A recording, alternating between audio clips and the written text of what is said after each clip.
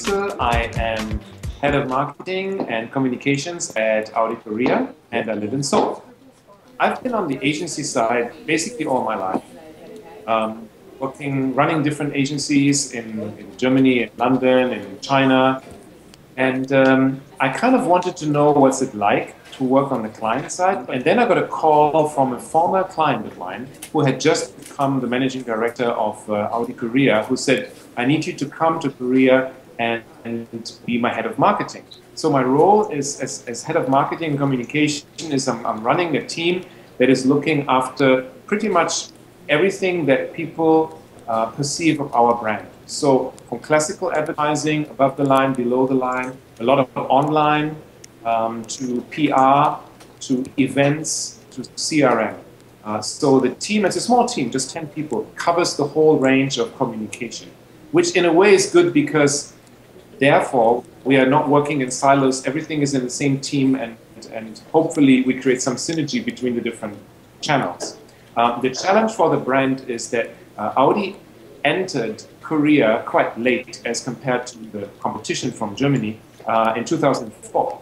So after 10 years in the market, we know from research that there's still an awareness gap behind BMW and Mercedes-Benz. So that's our challenge number one, close the gap in awareness, which for a marketer is a great brief because you have to do great things. You have to be loud, you have to be different, you have to come up with new formats in order to be noticed.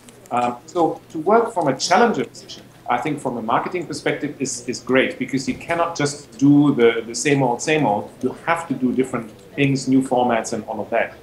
Personally, the challenge in doing that is that I'm not, I haven't grown up in this culture.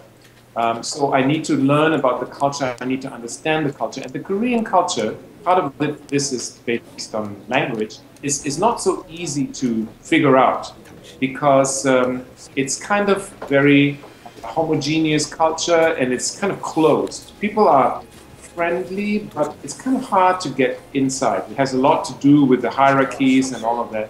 So it takes a longer time to understand what do Koreans really want? How can I be really relevant in my message? The most important thing for us is to be, as any brand, to be different, differentiated, so people know what makes us unique, to be relevant to the people that we're trying to talk to, which includes knowing who's our target, and to be credible in the way we communicate, both in substance and style.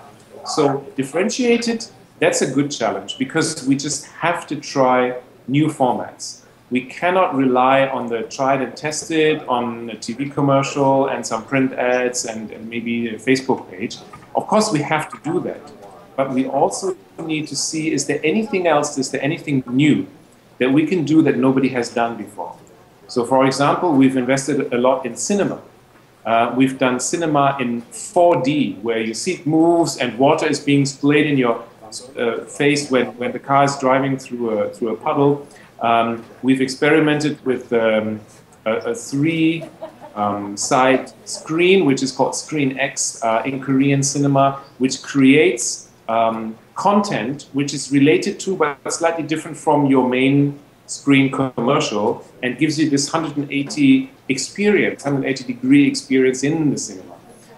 So we're always looking for new things to communicate with people as far as formats is concerned, but also as far as style is concerned and as far as content is concerned. We need to understand what are Koreans looking for. We know from research that our brand as compared to the competition is perceived as the most modern and younger brand. So what does that mean in the way we talk to people? That's always the challenge, that we need to do basically three things.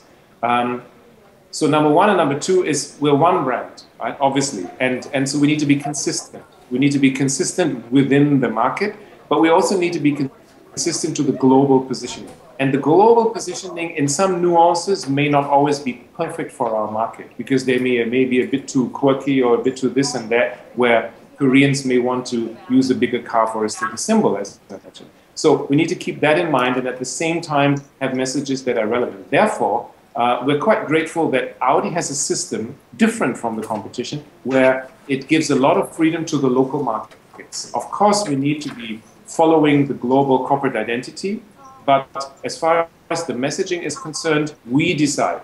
So basically, it depends on the kind of car that we're talking about. Because we know that even though it's one brand, different models speak to different target groups. So the message is being targeted, and it's being very carefully calibrated to reflect the brand and the model, and also reflect something that we know of the target group or even the competition sometimes. I think that brand success in general depends on the three things: be different, be credible, and be relevant to your target audience. And the hardest part, I think, is the differentiation, because I find many brands are running behind other brands. They don't think, how can we be different? They think about, how can we be the same? So we know that in our economy, service is becoming more and more important, right?